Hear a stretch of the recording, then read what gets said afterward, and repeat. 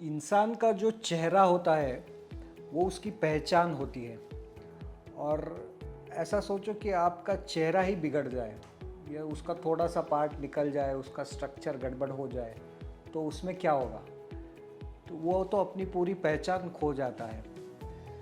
मैं अपनी प्रैक्टिस में ऐसे कई मरीज़ देखता हूँ कि जो हेड एंड नेक कैंसर को बीट कर चुके हैं, उनका कैंसर तो जा चुका है पर वो जूझ रहे हैं अपने फेशियल डिफ़ॉर्मिटीज़ के साथ। वो ठीक से खाना नहीं खा पा रहे, ठीक से बोल नहीं पा रहे और ठीक से उनका रिहैबिलिटेशन नहीं हो पा रहा है। तो आज के व्लॉग में हम ये हेड एंड नेक कैंसर के बारे में बात करेंगे। प्लास्टिक सर्जरी के द्वारा हेड एंड नेक कैंसर को हम कैसे ठीक करते हैं उसके बारे में बात करेंगे। नमस्ते, मैं हूँ डॉक्टर अमित बुड़े। मैं एक प्लास्टिक सर्जन हूँ, पुणे में प्रैक्टिस करता हूँ और हेड एंड नेक कैंसर का प्लास्टिक सर्जरी ये मेरी स्पेशलिटी है।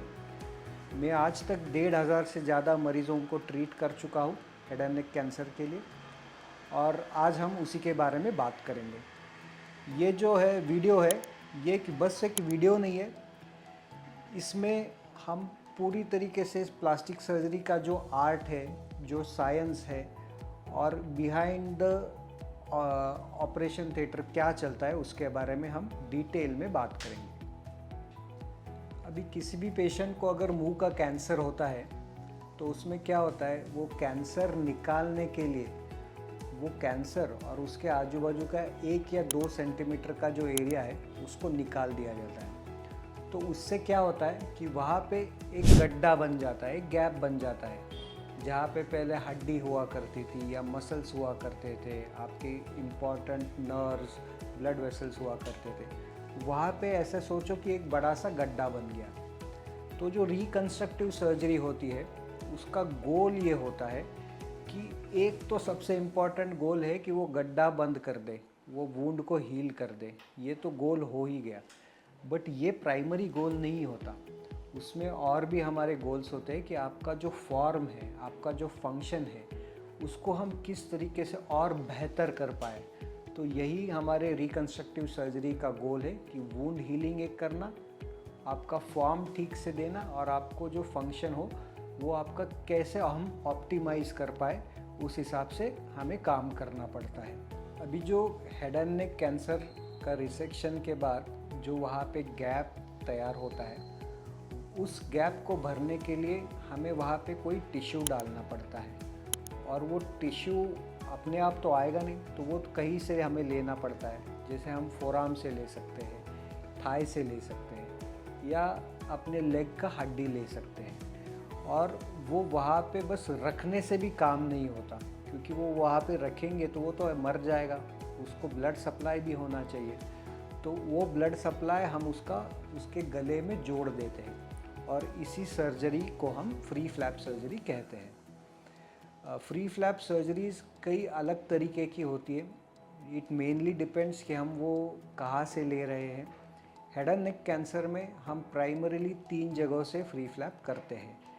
एक तो हो गया आपके फोरआर्म से, उसको हम रेडियल फोरआर्म फ्लैप कहते हैं। दूसरा हो गया आपके थाइस के आउटर साइड से, जिसे हम फ्री एंटेरोलैटरल थाई फ्लैप कहते हैं। और तीसरा हो गया आपके लेग से। लेग से हम आपकी जो लेस इम्पॉर्टेंट हड्डी है, जिसे हम फिबुला कहते हैं, वो इस्तेमाल करते हैं। उसे हम फ्री फिबुला ऑस्टियोक्यूटेनियस फ्लैप कहते हैं। तो चलो पहले हम देखते हैं कि free radial artery forearm flap क्या होता है। तो free radial artery forearm flap में ऐसे हम एक छोटा सा फ्लैप लेते हैं। ये जनरली इतना छोटा होता है। स्टैंडर्ड केसेस में ये अराउंड 4 सेंटीमीटर्स बाय 5 सेंटीमीटर्स का डिफेक्ट होगा, तो इतना लेंगे। अगर बड़ा डिफेक्ट है तो बड़ा ले सकते हैं। ये जो है ये हो गया हमारा फ्लैप। तो वाइट कलर का जो पेपर दिख रहा है और इसकी जो यहाँ पे पूंछ दिख रही है, इसे हम उसका पेडिकल कहते हैं या ये उसका ब्लड सप्लाई हो गया।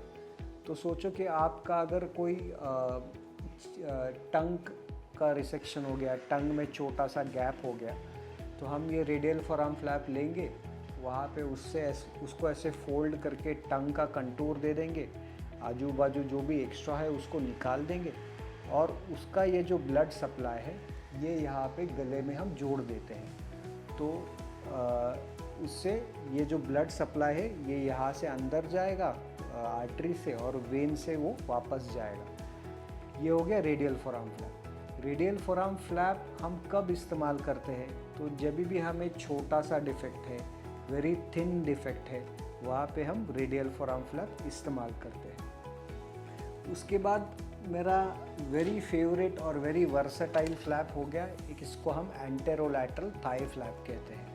अभी आपने देखा होगा कि रेडियल फोरआर्म फ्लैप जो है वो बड़ा छोटा सा फ्लैप है।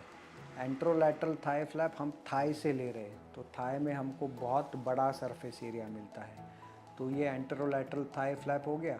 अभी यहाँ पे तो ये दिखने में बहुत पतला दिख रहा है, बट वो एक्चुअली होता है इतना मोटा। तो एंटेरोलैटरल थाई फ्लैप हम कहाँ पे इस्तेमाल कर सकते हैं? जहाँ पे बहुत बड़ा डिफेक्ट है, आपका कैंसर बहुत ज़्यादा होगा तो उसको काफ़ी निकाला होगा, तो वहाँ पे हम एंटेरोलैटरल थाई फ्लैप निकालेंगे। जहाँ पे हमको ज़्यादा थिकनेस चाहिए, स्पेशली फेस के पोस्टीरियर साइड, पिछले एरिया में अगर ये है, अगर टंग बहुत ज़्यादा टंग निकाला है, अगर आपका जो मैक्सिला है वो निकाला है, तो वहाँ पे चीक का प्रोमिनेंस देना पड़ता है। तो उसके लिए हम ये एंटेरोलैटरल थाई फ्लैप इस्तेमाल करते हैं, जो हम अपने थाई से लेते हैं। और तीसरा वर्क हॉर्स फ्लैप हमारे पास होता है, जिसे हम फ्री फिबुला फ्लैप कहते हैं। अभी ये जो कार्डबोर्ड आपको दिख रहा है, ये कार्डबोर्ड आपका हड्डी है ऐसे समझ लो, और ये ऊपर का जो पेपर है, this paper is the skin over that bone. तो हम जब फ्लैप निकालते हैं वो हड्डी के साथ ये स्किन भी निकालते हैं। और ये जो उसका पूंछ दिख रहा है, ये again it's the blood supply of the flap. तो जब हम ये ब्लड सप्लाई को गले में जोड़ते हैं तो यहाँ से ब्लड जाता है हड्डी में, और हड्डी के बाजू से ये अपने स्किन में भी जाता है। तो आपको डुअल एडवांटेज मिलता है। एक तो आप वहाँ पे हड्डी अगर नहीं है तो हड्डी भी डाल सकते हो, और प्लस ऊपर का स्किन नहीं है तो उसके लिए आपको स्किन भी अवेलेबल होता है।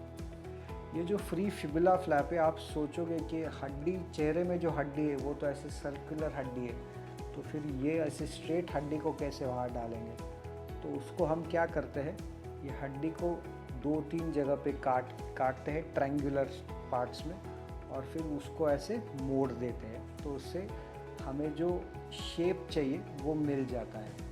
ये मोड़ने के बाद हम वो जो हड्डी है, वो आपका जो ऑलरेडी वहाँ पे बचा हुआ हड्डी है, उसको प्लेट के द्वारा वहाँ पे जोड़ देते हैं।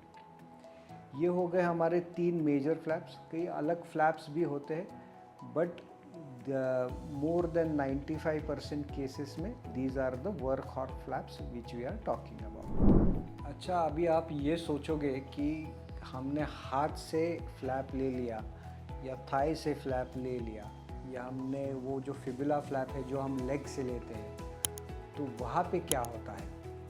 तो हम जब फोरआर्म से फ्लैप लेते हैं तो वो तो छोटा एरिया है, पर उसको वहाँ तो ज़ख़म तो बन गया। वो ज़ख़म बंद करने के लिए हमें थाई से एक छोटा सा स्किन ग्राफ्ट लेना पड़ता है। स्किन ग्राफ्ट बड़ा पतला सा स्किन का लेयर हम लेते हैं, और वो जो जहाँ से थाई, जनरली हम थाई से ये स्किन ग्राफ्ट लेते हैं, और वो हम फोरआर्म में लगा देते हैं, और फिर जो थाई का वुंड है वो अपने आप हील हो जाता है। ये जो एंटेरोलैटरल थाई फ्लैप है, बिकॉज हमारे थाई में काफ़ी लैक्सिटी होती है, तो मोर देन 80% केसेस में वो तो अपने आप टाँके लेके बंद हो जाता है। जिनमें वो बंद नहीं होता, बड़ा फ्लैप लिया है या ज़्यादा लैक्सिटी नहीं है उनमें, वहाँ पे हमें अगेन वो थाई से एक स्किन ग्राफ्ट लेके वो ज़ख़म को बंद करना पड़ता है। फिबुला के बारे में कई लोगों का सवाल होता है कि ये पैर की हड्डी आपने निकाल दी, अभी हम चल तो पाएंगे ना?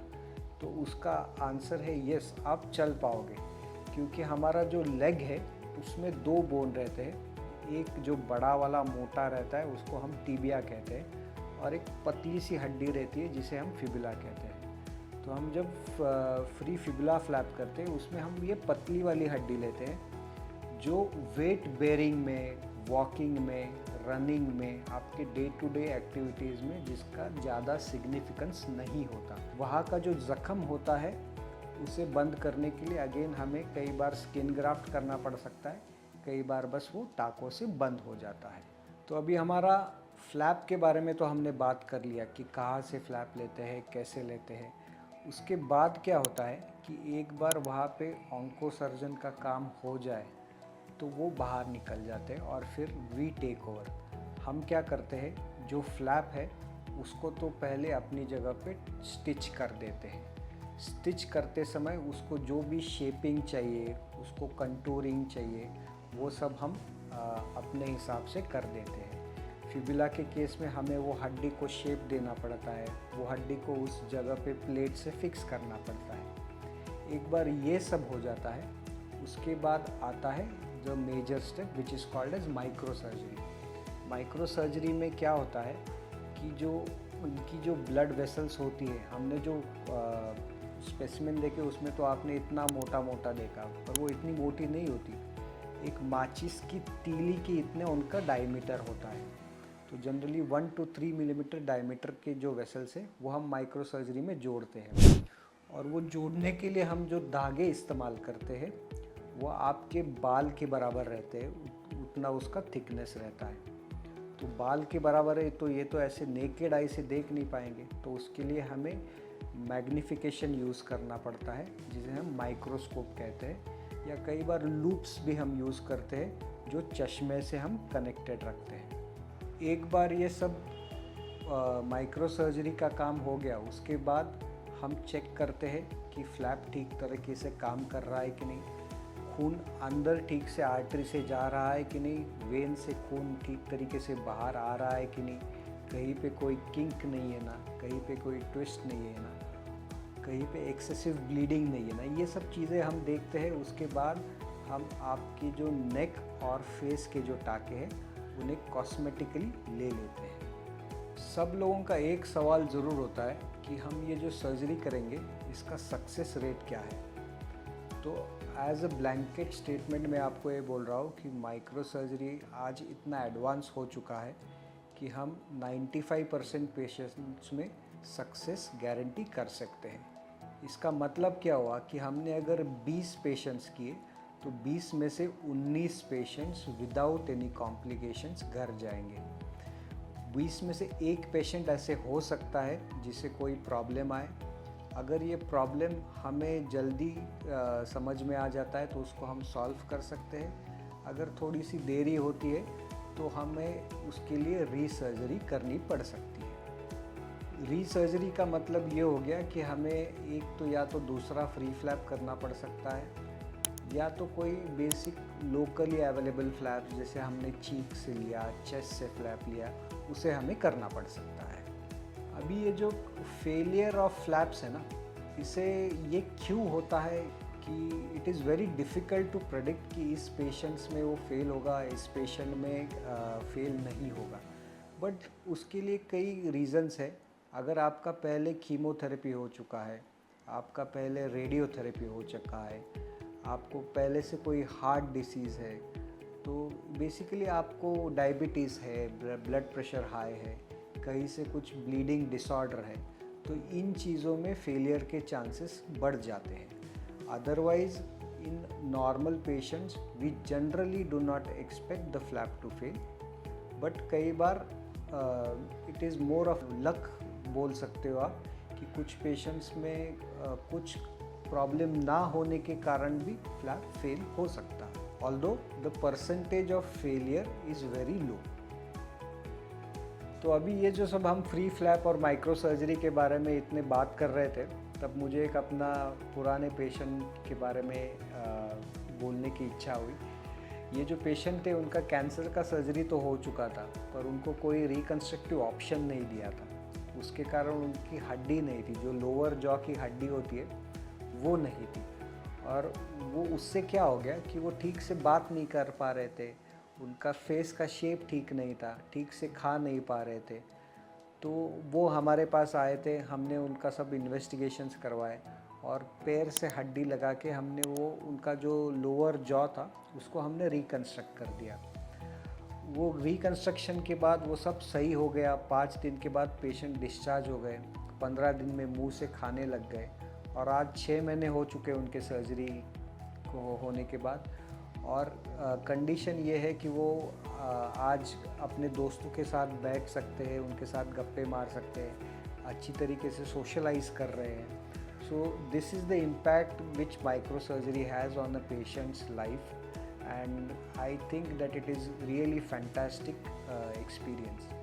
मैं ये उम्मीद करता हूँ कि आज के वीडियो के माध्यम से मैंने आपको जो इन्फॉर्मेशन दी वो आप सब लोगों को अच्छी लगी हो। और अगर आपको ये अच्छी लगी हो तो लाइक ज़रूर कर देना, और आपको ऐसे लगता है कि किसी को इस इन्फॉर्मेशन की ज़रूरत है तो उसे ये शेयर ज़रूर करना। और धन्यवाद।